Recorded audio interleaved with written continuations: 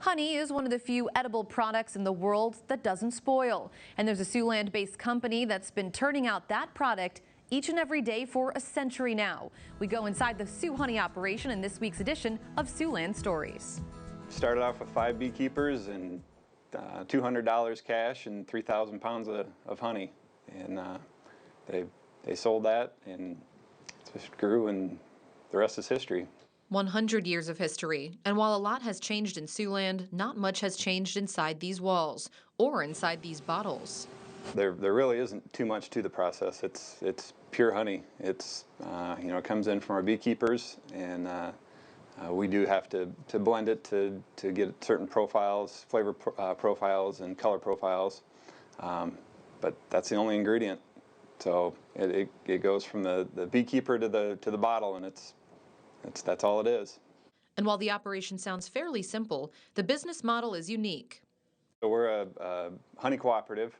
We've got about a little over 200 members, over 25 states, and they all produce honey and send it to us for marketing, and we pack all the honey here and ship it out to customers. Much like a hive, the factory has designated areas to make things run as smoothly as possible, designed for storage, processing, and bottling.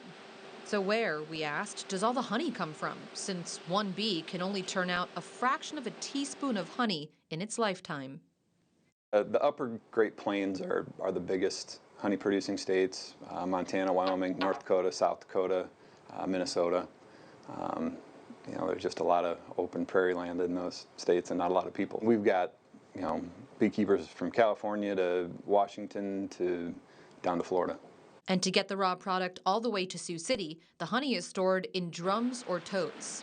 About 1,800 pounds in the small ones, and then the bigger ones back there, about 2,800 pounds. So this is where we dump the honey. It goes into an agitator, and this is where we get that flavor profile and color profile, moisture profile that we're looking for. Then to the assembly line. And finally, the honey you see in your local grocery store. So it's filtered, but the main floral source is clover, and then the Aunt Sue's raw and unfiltered is a wildflower. Probably have different floral sources to give it usually a little stronger taste than maybe what you're used to regular clover honey. And even though the ingredient list is much shorter than most of what we eat, the product depends 100% on insects. Honey doesn't exist without the bees. The bee has to take it inside its body, add what the bee adds to it, puts it in the hive. That's when it ripens into honey.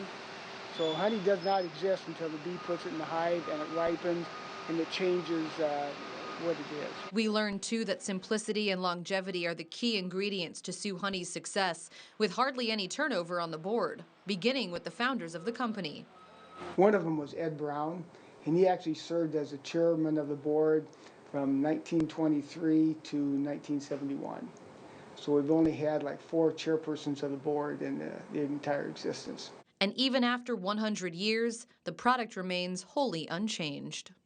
Like I say, it's a pure product, and we feel we've served Sioux City well as Sioux City has served us, and we started right here in Sioux City and hope to be here for another 100 years. So. And if you know someone with a unique story to tell, we'd like to tell it too. Share it with the rest of Siouxland by emailing us at news@kcautv.com. That address there on your screen.